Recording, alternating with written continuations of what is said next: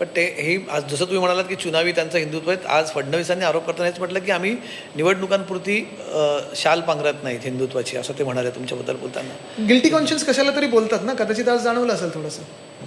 पण मला एक विचार आहे, तुम्ही आपली मुलाखत सुरू झाल्यापासून आपण आता शेवटाकडे येता सुद्धा तुम्ही भाजपवर जास्त टीका करतात. यावेळेस शिवसेना तुमच्या शिंदेची शिवसेना तुमच्या निशाण्यावरती नसणार आहे?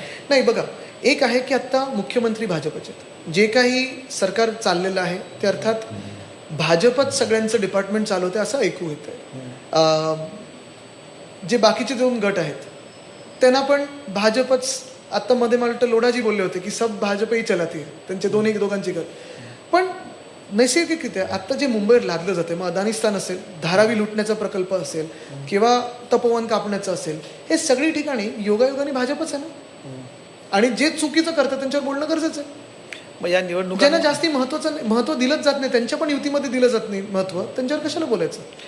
शिवसेना मनसे युतीचा सगळ्यात मोठा विजय होणार नाही, याच्यातला मोठा विरोधक कोण असणार आहे, भाजप की शिंदेची शिवसेना? भाजपची जी नीती आहे महाराष्ट्र लुटण्याची, महाराष्ट्रात अन्याय करण्याची, हा आमचा मोठा विरोधक आहे.